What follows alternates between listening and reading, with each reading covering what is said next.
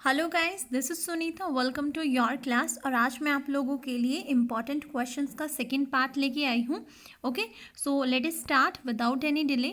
मेरा first question क्या है? What do we learn about the financial condition of the bakers of Goa. तो उस टाइम पे जो see all the questions are very important. आप देख सकते हैं ये सभी किसी न किसी ईयर के पेपर में आए हुए हैं। तो मैंने स्पेशली सिर्फ उन्हीं क्वेश्चंस को लिया है जो आपके पिछले जो है ना 10 ईयर्स के पेपर्स में आए हुए हैं। और आपके बहुत ज़्यादा चांसेस हैं कि लिटरेचर का जो पोर्शन है, सी ये हमारे शॉर्ट आंसर क्वेश्चंस के हम डिस्कशन कर रहे हैं। तो बहुत ज़्यादा चांसेस हैं हमारे पास कि जो है ना लास्ट 10 ईयर्स के पेपर में से कुछ ना कुछ जो है ना लिटरेचर में से कहीं से कुछ आ ही जाता है। तो अगर हमारे पास जो है ना 10 मार्क्स के क्वेश्चंस हैं, शॉर्ट आंसर क्वेश्चंस हैं, तो हम ये जो है ना इंपॉर्टेंट क्वेश्चंस करके हम अपने आप को जो है ना सेफ साइड कर सकते हैं। सो मेरा फर्स्ट क्वेश्चन है कि हमें हमें बेकर्स की फाइनेंशियल कंडीशन के बारे में कैसे पता चलता है। So see bakers at that time they led a prosperous life and baking was a profitable business.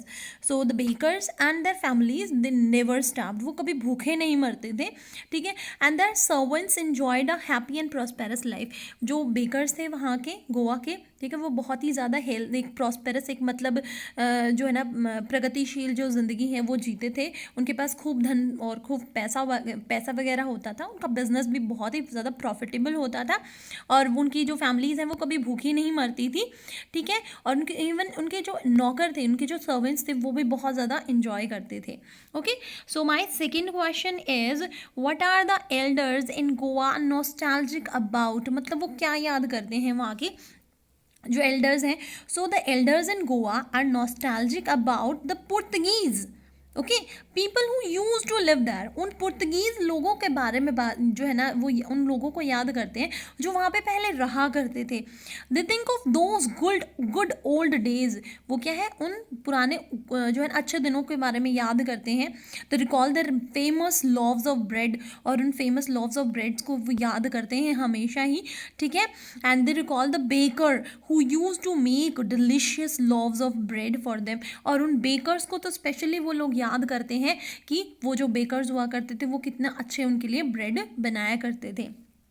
सो मेरा थर्ड क्वेश्चन क्या है? हाउ कैन यू से bread making is still popular in Goa. ये 2014 में आया हुआ है। तो आप कैसे कह सकते हैं कि जो ब्रेड मेकिंग है वो आज भी गोवा में बहुत ज़्यादा पॉपुलर है? You know, of course it is still popular in Goa. The Portuguese have left, उन्होंने छोड़ दिया गोवा वगैरह, but they were fond of eaters of bread. जो पुर्तगीज थे वो जो है ना फॉन्ड ईटर्स थे, उनको ब्रेड बहुत अच्छे लगते थे, बहुत ज़्यादा ब्रेड खाते थे वो लोग, ठीक है। अब जो मेकर्स हैं, makers of those famous breads are still there. वो जो पुर्तगीज, सिर्फ पुर्तगीज गए हैं, ईटर्स गए हैं, लेकिन जो ब्रेड मेकर्स हैं वो स्टिल अभी भी गोवा में ही हैं। Okay, the mixers, the moulders and the bakers are still there. So there furnaces are still there. उनकी फर्नेसेस हैं वो भी वहीं पे हैं। The fire in them has not been extinguished. Okay, अभी तक उनकी जो फायर है, जो फर्नेसेस की हैं, वो अभी तक बुझी नहीं है। क्यों? क्योंकि वो लोग अभी भी बेकिंग करते हैं वहाँ पे, और गोवा के जो लोग अभी भी वहाँ रहते हैं वो भी ब्रेड के है ना काफ़ी अच्छे जो है ना शौकीन हैं, वो काफ़ी फॉन्ड ऑफ हैं। सो मेरा फोर्थ क्वेश्चन क्या है? Baking was considered essential in a traditional Goan village. Okay, what reasons does the writer give to support his point? अब क्या है कि बेकिंग जो है वो कंसिडर किया जाता था एक इसेंशियल, एक ट्रेडिशनल पार्ट जो है ना कंसिडर किया जाता था गोवा के विलेज में, कि हर विलेज में एक बेकिंग की शॉप तो होगी ही होगी। So what reasons does the writer give to support his point? कि क्या पॉइंट देता है वो इस पॉइंट को जो है ना प्रूव करने के लिए, क्या क्या रीजन देता है? सो ऑफ कोर्स गोवा जो पीपल थे वो बिलीव करते थे कि अ feast loses it's charm without bread. कि बिना ब्रेड के तो जो है ना वो एक फीस्ट, एक जो भोज है, जो आयोजन होता है, वो बिल्कुल उसका चार्म ही गुम हो जाता है। उसके बिना, मतलब बिना ब्रेड के कोई भी फीस्ट अरेंज हो ही नहीं सकता। Okay, and in festivities, marriages and sweet bread known as the bol, जिसको बोल के नाम से जाना जाता था, वो तो मतलब सेलिब्रेशन को मीनिंग ही देता था। उसके बिना क्या है, वो सेलिब्रेशन नहीं होता था। On the occasion of daughters engagement, the lady of the house would prepare sandwiches. Sandwiches prepare करती थी डॉटर्स की मैरिज के एंगेजमेंट, डॉटर्स की एंगेजमेंट के मौके पर. And cakes were they were must for the Christmas as well as for the other festivals. और cake तो हमेशा ही जो है ना मस्ट होते थे उनके लिए. दस baking was of course baking was considered essential in are traditional Goan village. तो ये सारे के सारे पॉइंट्स जो है हमारे राइटर ने हमें दिए हैं, रीजंस दिए हैं उनके पॉइंट को जो है ना वैलिड करने के लिए.